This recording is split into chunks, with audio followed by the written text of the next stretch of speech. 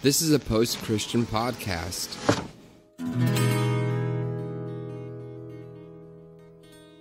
Welcome to the Revolution Church podcast. Hello, everyone, and welcome to Meet Your Congregation, a Revolution Church podcast, where we do exactly what we say we're doing. Is you're meeting your congregation. Most of you folks listen online, and we're trying to get you to know each other and kind of see the diversity of the church. Today, we have a special guest. I've known David for a long time, and he is from Toronto, Canada, And so, yes, very good friends with me and my sister. We've been Instagram friends for a while, but welcome, David. How are you doing? Thank you. I'm doing very well, thanks. How are you guys doing? Pretty good. So, David, let's start out with a little bit about who you are and what you do, and what are you passionate about? By day, I'm a technology banker person, so kind of a nerd, geek, boring, absolute introvert who can't be an introvert because of what I do. Yeah. So I fake being an extrovert on a regular basis. My true passion is music, and I've been a pianist. I've played piano since I was I think my parents started me with piano about 3 years old. Wow. First time I actually played piano for a church service, I was 12. Wow. So it was, it's born and raised in the church, and evangelical family. It's the same church my parents attended, it's the same church my grandparents attended. Back in the day, it was very much about the prosperity gospel, and Jamie, I know you understand that. Yeah. And it was great at the time because you don't know any different until you kind of grow up and you go, well, I don't have a Cadillac and a Lincoln in my driveway. So am I not in favor? And what is this favor that everybody's talking about? Why are people feeling these wonderful emotions of God and not just living? It's kind of hard because I went to the church I attended also has a Christian school associated. So I went to that school as well. So you're very enthralled in the whole church, as it were, and it becomes an institution as opposed to what it should be, and it's more about a relationship and an experience. And an institution is probably the best word because that's what it did feel like for decades. But you're still there. I am still there. Yeah. What changed? What changed for you? Me. Oh, cool. Me. I can go to the same building, the same institution. The leadership has changed. The style of church, as you know, it has changed. You're not expected to wear your three-piece suit and tie every Sunday. Our senior pastor will get up and he'll wear a pair of jeans and a T-shirt. It's a little more come as you are and a little more embracing of everybody. Toronto's probably one of the most multicultural cities in Canada. And it's great to look out throughout the entire congregation and you just look around and go, wow, this is no longer the white church. And it's great. Yeah. Because it really depicts who the city has become here and what Canada is all about and what God wanted. Right? And it's funny because when I often think about going to Canada and I've been a few times and spoken a few times, you don't always think of like, oh, Christians, you know what I mean? Because I just remember talking to folks in Canada and in Toronto and then in other places where they were like, oh, I've never even thought about if I believed in God or not. And I was like, oh, that's totally not an American way of thinking. That was the case with the last Canadian listener that we did a Meet Your Congregation with. Yeah. That was her experience. She didn't have any religious background at all, but she still engages with Revolution. So it's definitely more of an American thing, I think, to have that as a prerequisite.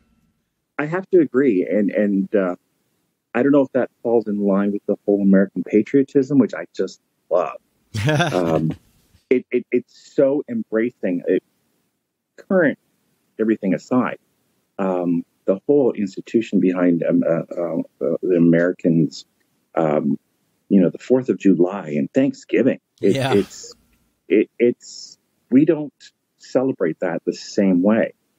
we have our Canada Day, and it's exciting. We wave flags, and we're that house in the neighborhood. So of course we decorate the house with flags and have some stuff. But the Thanksgiving thing is, it's not always been that great big celebration of patriotism. Good old Uncle Sam. So it is a little different in the whole gospel faith up here. I think it's, and I don't know if it's because Canada is so multicultural and so diversified that we have so many different religions that are being embraced, and it's not there's not a church on every corner. You'll drive down the street and you'll pass a mosque and a synagogue and a Buddhist temple, and there might be an old church that's been there for a long time and the parking lot's kind of empty. But so it's definitely a different culture. But there are a few of us here that still haven't lost the faith completely, as it were. So I've known you because you know my sister, mm-hmm. and is our connection through my family? I mean, I know we've talked a lot, but I'm just trying to think where did we connect? It goes back to the mid '80s, early '80s. Yeah, really, with your family, and then I think you and I connected probably 10 years ago. Okay. Through the Twitterverse. Yeah. And I had just read your book, Son of a Preacher Man. Okay. And I think I reached out to you, and you'd done a foreword in it, or a dedication. You made mention of a couple whose names were so unique that I grew up in the Toronto church going, okay, there's only one Faye and Ray. Yeah. So I think I reached out and was like, does this happen to be the same couple? And that, I think, started the whole ball. Okay. And then with Sissy, that just took it to a completely different dimension. Yeah, she's amazing. She's great. Gosh, I love that one. Yeah, me too. I'm getting to see her for Christmas. I'm really excited about it. Are you? Yeah, I'm taking the kids up, and so. Nice. Yeah. Oh, that's going to be so great. Yeah, I can't wait. She's probably already started shopping, that. Yeah, I know. She always does it. My kids call it the Christmas house. Yes. Which is the same way that they would have done about my mom had they ever met my mom. My mom always had a Christmas house or Halloween house or whatever holiday she was always. With lots of sugar and lots of lots of sugar, ice. lots of fudge and because Minnie will probably get her first Louis Vuitton. So we're good.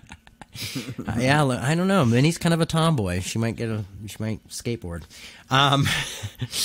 Milo might get his first Louis Vuitton. Yeah, right. Yeah. So, as far as Revolution, have you listened to Revolution? You're connected with Revolution? What's your connection I've been listening to Revolution for quite a few years. Okay. And for me, because my natural instinct is to be that introvert, it's nice to kind of do things in my own time and in my car or in my own home. And what Revolution does for me, it allows a new level of Jesus. Oh. And I honestly get emotional when I hear you talk about grace.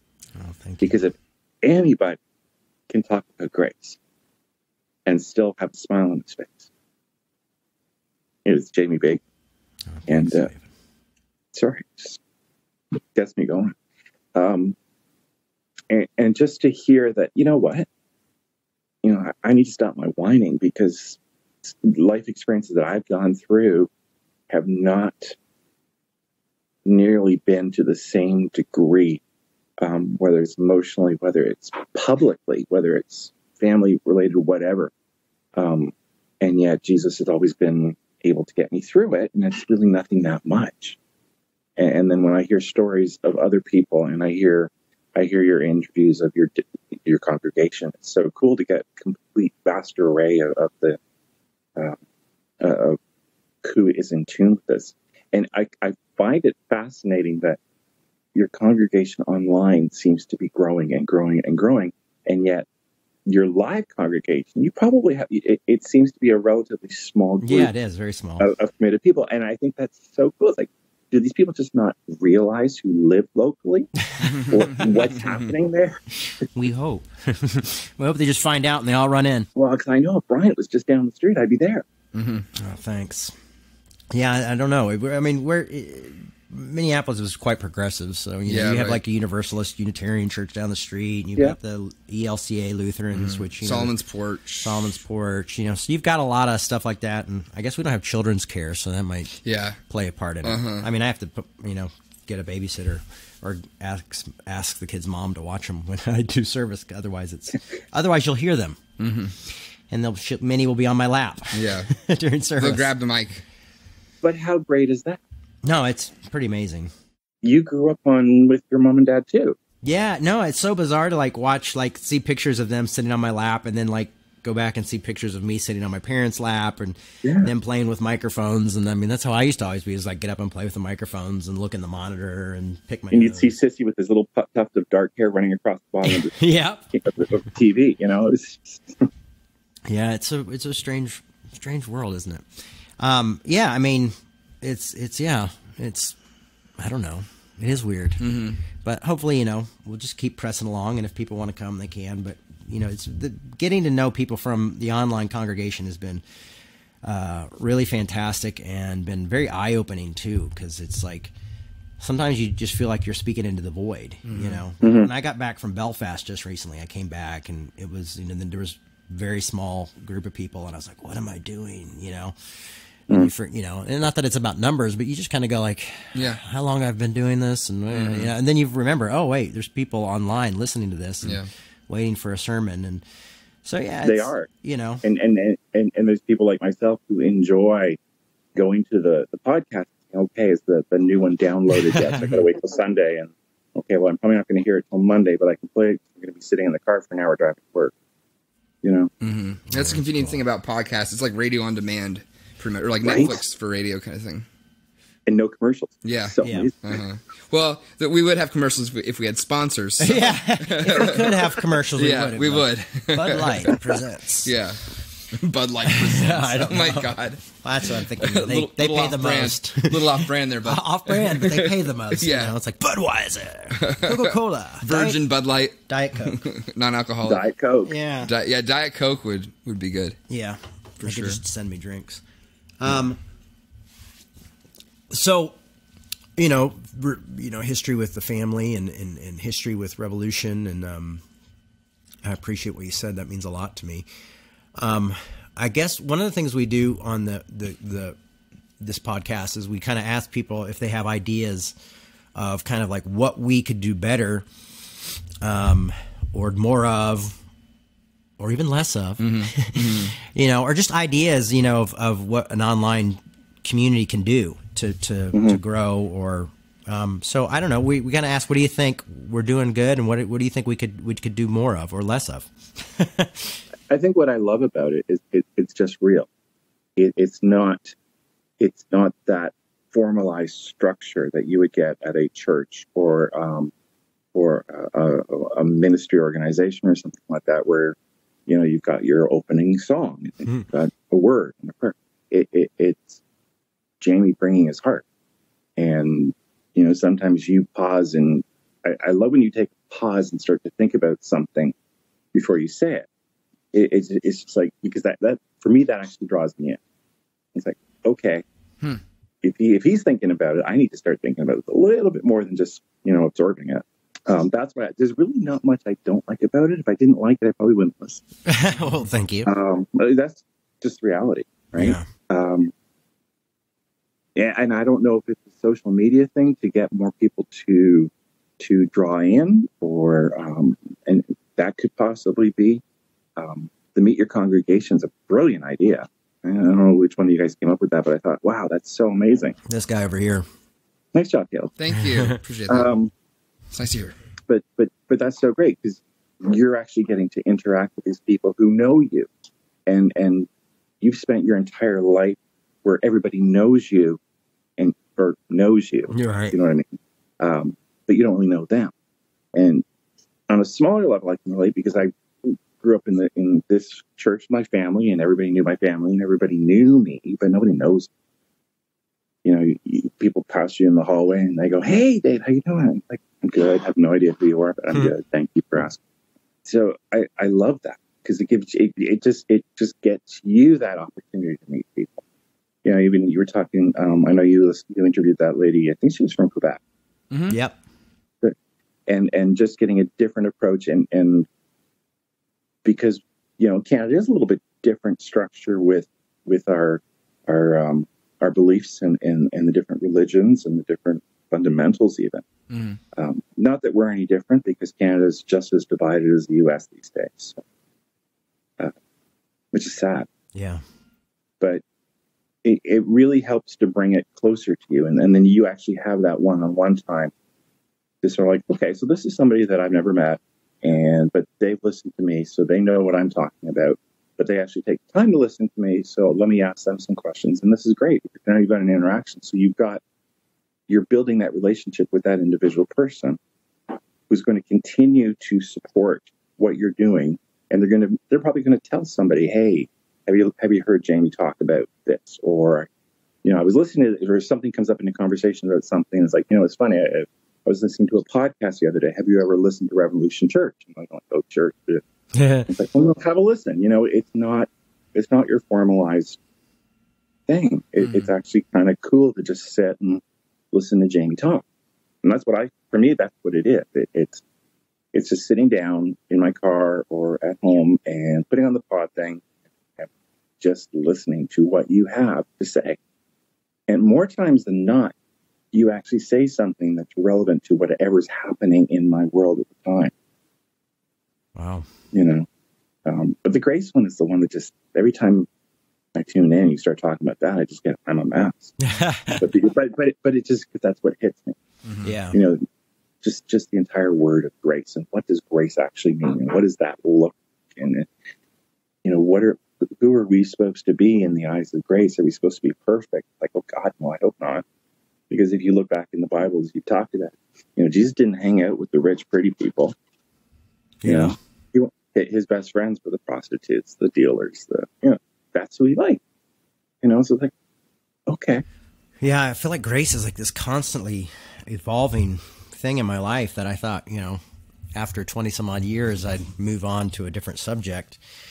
And I have little subjects that I move on to and I focus on and ideas, but grace has been that constant line that always runs through everything. And it is, because that's what it boils down to, at least for me, again. Yeah, me too. That's what it boils down to. Without grace, we got nothing. We're going to be judged. We're going to judge people. We're going to be hated. We're going to hate people. Yeah, it puts you in a kind of a miserable spot when you don't have it. I mean, life is miserable and tough anyway with it, but it is definitely a tool to help you get through, not make you feel like I have to be happy all the time, or I have to be complete, or I have to have this, because I feel like the message of grace is like, you're not complete. You won't be complete, and that's why we have grace. If there was some other completeness, there'd be the law, or there'd be regulations, or a how-to book, or you'd send in $1,000 and I could send you a prayer cloth and everything would be better. Unfortunately that doesn't work. Buy some indulgences real quick. I heard there's another place that does that. Yeah, there's another baker that does that. I'm not the other. I'm the other. I'm the wrong baker for You're that. 2.0. Yeah. So, I mean, I wish I could raise money like the guy does, but and maybe one day, who knows, we'll make a living off of this thing. But yeah, so, well, I appreciate that. It's nice to hear, that we're doing the right thing, and it's nice to, when we ask this question, to hear that kind of stuff too. For sure. And I'm not here to boost your ego. That's not my personality or anything. I'm just being honest with you, because some of the things, you are so open with who you are as an individual and the struggles that you go through and the joyous you go through. And that means more. That's grace to me. That you have come, you speak from the heart. I hear pastors talking and they're wonderful, but I'm like, what do you know of this? How can you possibly relate to me? Wonderful speakers, wonderful orators, but the relatability just doesn't exist. Yeah, I guess you kind of have to choose one way or the other. Great orator or relatability. I'd go with relatability. But it's also because, I've grown up in front of people my whole life, and I don't know, I've just become something of a transparent person. Two, I need things broken down. I can hear a great speaker, and I used to think the success of a speaker was if I didn't quite understand what he said at the end. Right. So I used to think Pete was really good. And but I need everything cut down into bite sizes for me, or like if I'm reading something amazing, I'm like, wow, I want to tell somebody about this, but this isn't, either I'm going to have to read from the book, which sometimes I do, or I'm just going to have to figure out a way to strip it down and break it down to its basic core. And like you brought up before, grace is often at that core, and learning to kind of mix those two things together. But sometimes that's all it needs to happen. It's just to break it down. It doesn't have to be done even in one sitting. It's like get through a certain part of it, and but there's so much more, and I'll tell you about that next week or something. Yeah. Trust your gut, right? Because if you don't get it the first time and you need it broken down, chances are your listeners, who haven't been preparing for what they're about to hear, they're going to need that breakdown just as much to better understand it and allow them to sort of like, okay, how is this relatable to me? And put the whole connection there. And there's that whole, my goodness, how does Jamie know what's going on in my life after, that much? just suffering brings us all together. Yeah. And so does joy. Oh my God, what did Sissy text him? Well, David, I appreciate your time today. My pleasure. Thank you, guys. I'm so glad we finally got to have you on, and it's good to chat with you, and hopefully I get to chance to bring the kids up there and visit sometime, Yep. Would love to do that still. So plenty of room. The pool will be open again once the snow's gone. Awesome. Well, maybe we'll just wait a little bit and come up there. I'll do Belfast, then I'll come there. That sounds great. You guys fly through Toronto. All right. Yeah. Well, David, thank you so much. Great to see you. And thanks for listening, man. I appreciate it. Much love to you guys. Much love to you. Thank you. Bye. We'd like to remind you that our ministry is supported 100% by listeners like you. To make your 100% tax-deductible donation today, please visit revolutionchurch.com/donate. You can also learn more by clicking the donate section on the website. Hi, this is Caleb with Post Christian Podcasting. If you're a fan of Revolution Church Podcast, you'll probably also like our brand new show, Loosen the Bible Belt. Here's a quick clip of co-hosts, our own Jay Bakker and comic Kristen Bakker, interviewing Derek Webb of renowned Christian music fame. Check it out. Can I get an amen? Amen!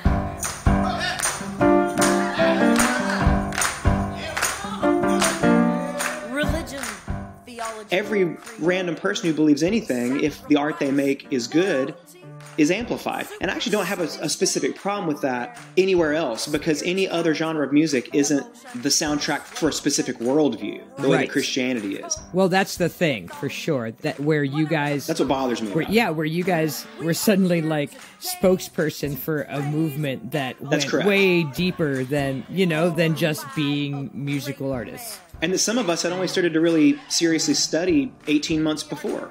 Right. Which means we were really not qualified to have that position or have that voice. God, a medical monopoly over all patients in Pilate's war. Good God Almighty! I want you to bow down. That was a Post Christian Podcast.